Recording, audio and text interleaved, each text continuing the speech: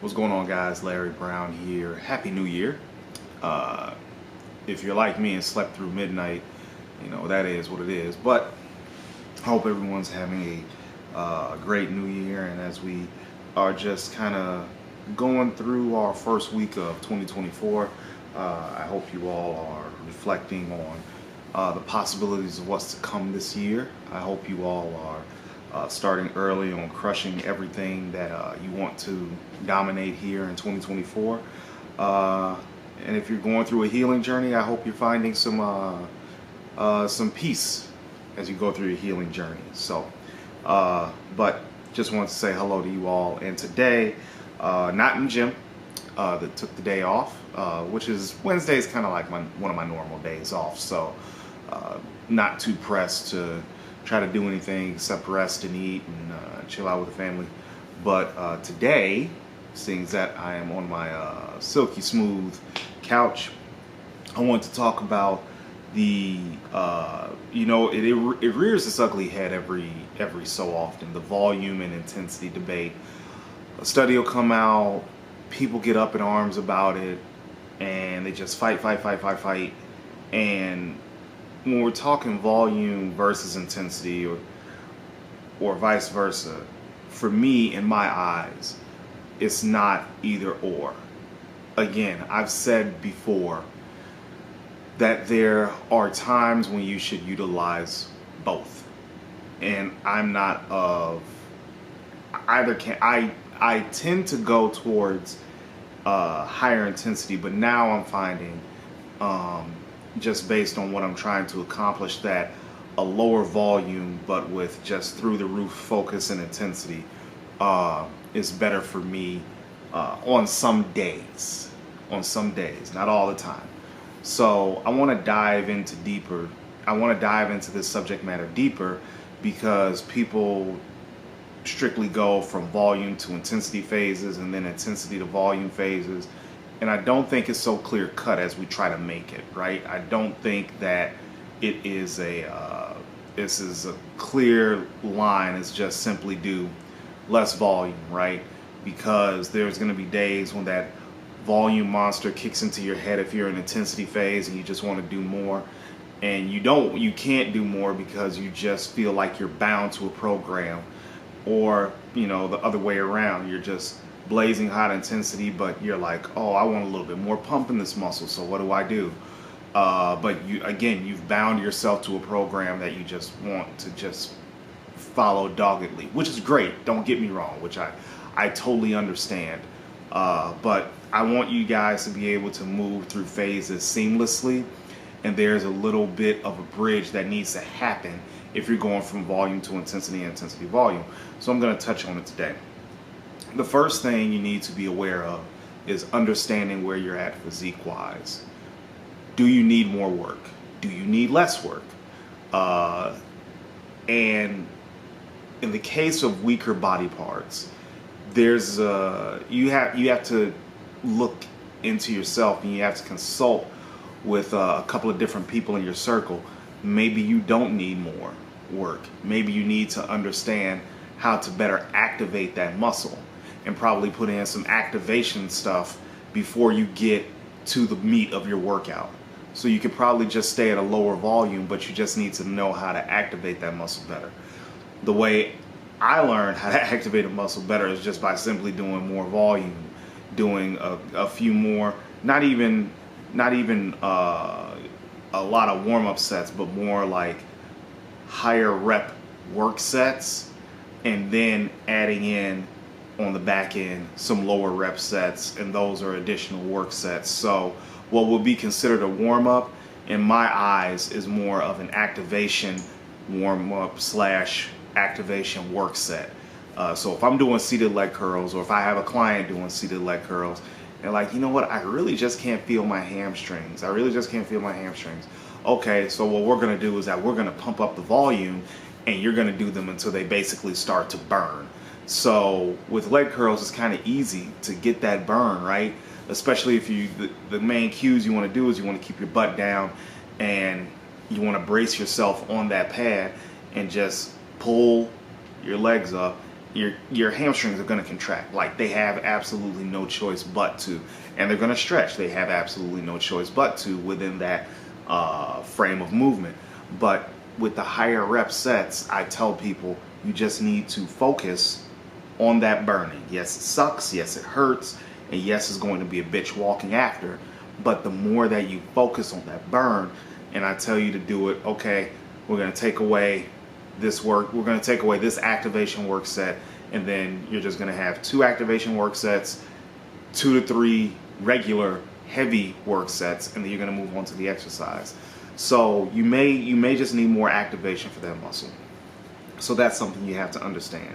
Now, if you simply want to do more because you just want the pump, the burn, that's fine too. But understand there's a point of diminishing returns when it comes to volume.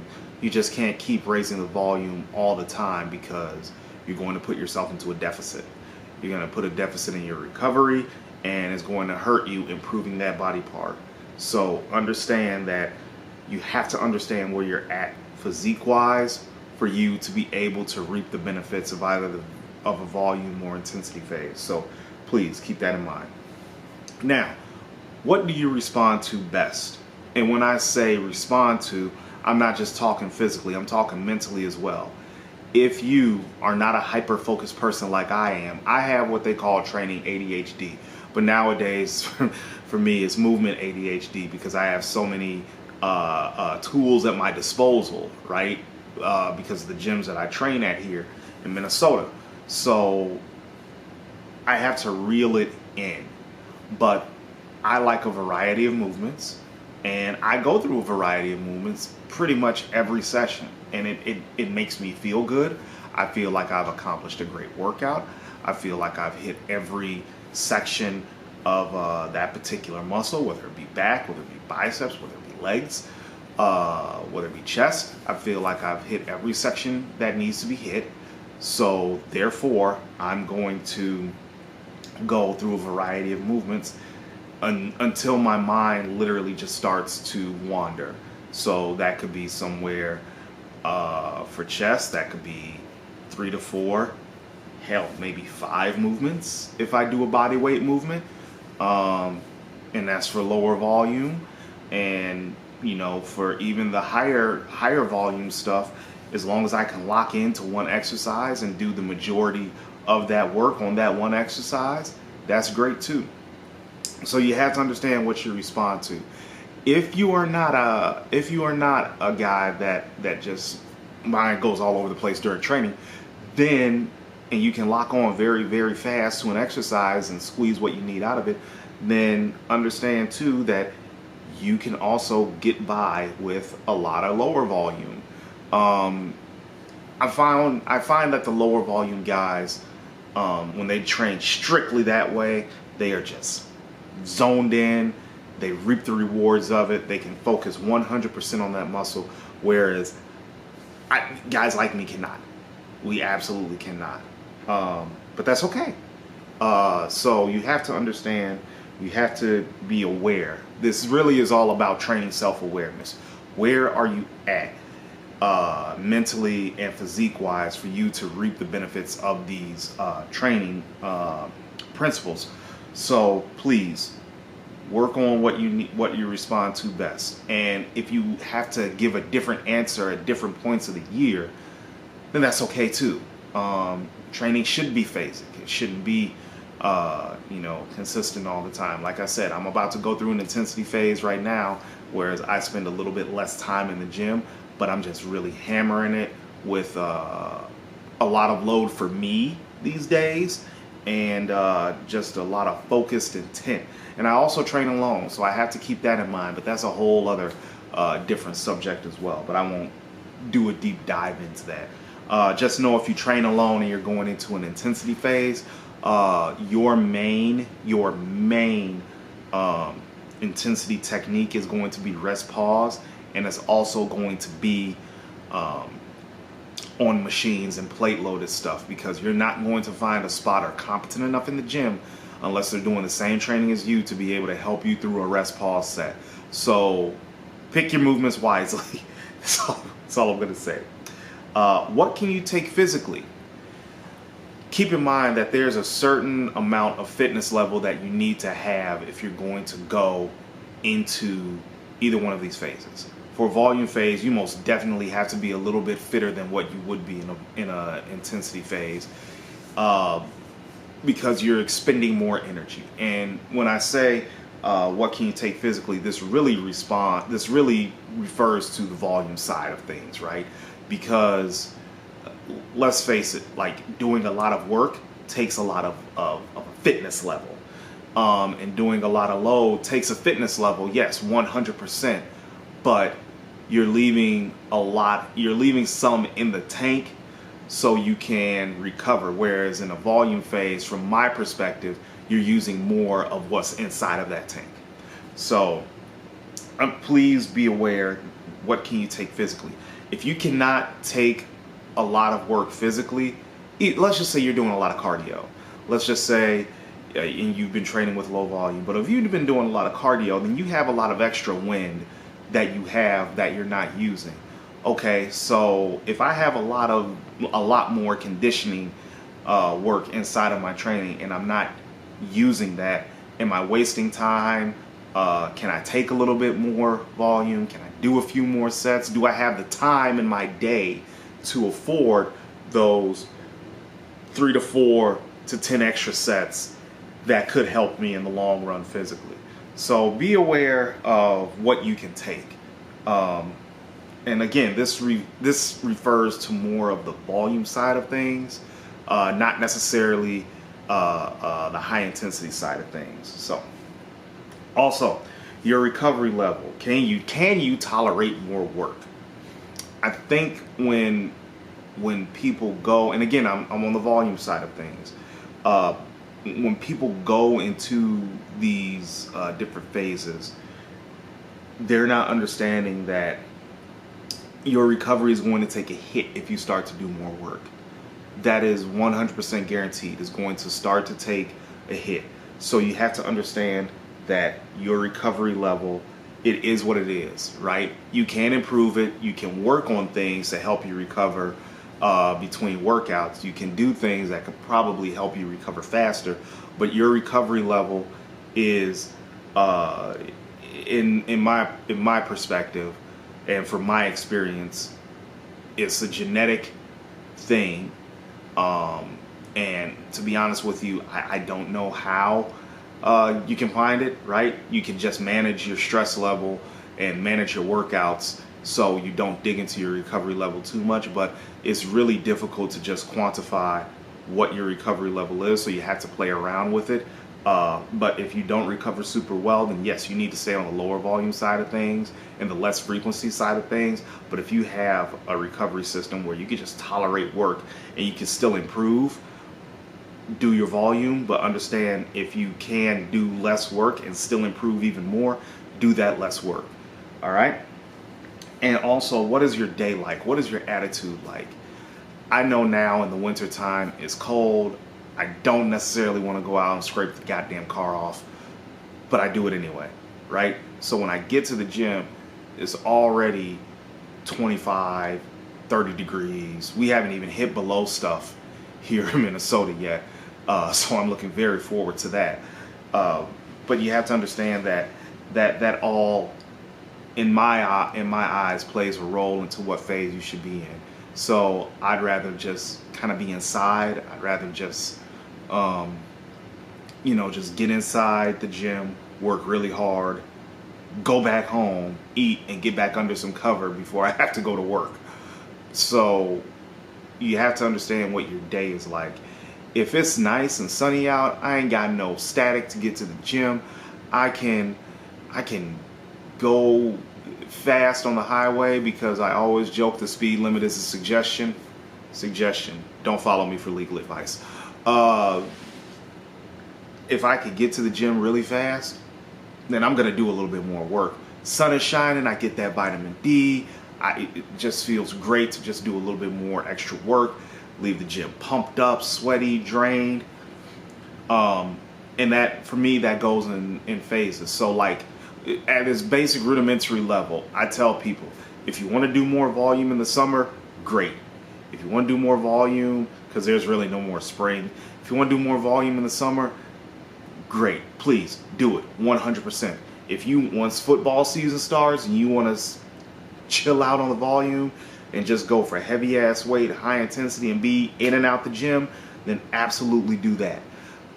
So again, your training should be phasic, and that's going to fluctuate week to week, right? Some days you can tolerate more load and higher intensity. Some days you can tolerate a little bit less load, you can do a little bit less load, more work for more of a pump.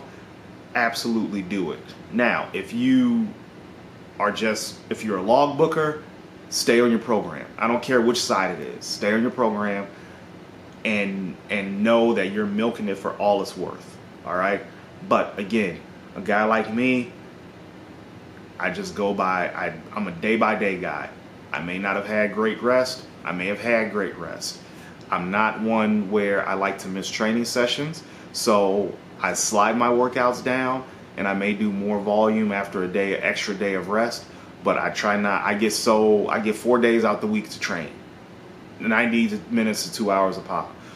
So if I miss a workout, it makes a huge difference. But so I slide them down, but I also understand if I'm recovered, okay, I'm going to do a little bit more work and consume a few more calories. Your nutrition plays a huge role. I didn't touch on that. Inside of either the volume or intensity phase. If you're doing a little bit more volume, if you're pounding in the weight room a little bit longer than most people, then you're going to need a few more calories. And Volume King Jay Cutler has said this many times. You're going to need to eat more to facilitate you recovering between these volume-based workouts. So understand that your nutrition plays a huge role, but that's how I would switch between them. Is day by day, I would gradually work up to a volume phase or an intensity phase, and that may be a couple of weeks depending upon how things look for you. This is all individual, and these are all suggestions. They're not anything that's a cut and dry rule. But if you're going to go from a volume to intensity phase, understand that you're going to feel like you need to do more, and you have to resist that urge to do more. And conversely, if you're going from an intensity to a volume phase, understand you'll have to do a little bit less load, but you're going to have to do more work over time. So there's trade-offs to both. You have to figure out those trade-offs. I think I don't look at training as like a trade-off. I look at it as all advantages, but because you have that advantage of training on good equipment and training in an environment you like, but also you have to understand that you have to weigh those advantages to you so you can see the cons. All right? So if you made it this far, thank you for listening to me ramble. It is about 7:28 on a Wednesday morning, January 3rd. So if you're watching this a little bit late, again, Happy New Year. I'm glad you tuned in to watch me ramble a little bit. Like and subscribe to the channel. I don't know if I'll be pumping out more content, to be honest with you. 2 videos this week is kind of what I want to do. One sit down, one gym, and we call it good. Maybe a cooking video here and there. But that's where I'm at right now. So thank you for watching, guys. I hope you all have a phenomenal day. If you have any questions, that section below called the comments section, leave your questions. Please leave your questions. I want to answer them. And again, bodybuilding is from my perspective and the perspective of watching other people who are more advanced than me do it. But hey, I got 20 years under a bar too. So please leave me some questions. Let me answer them, and I'll do my best. And if I don't know, I don't know. This thing is always evolving. So I will definitely point you in the right direction to a book or to an article that can help you out even more. But until then, y'all have a great day, and thank you for watching.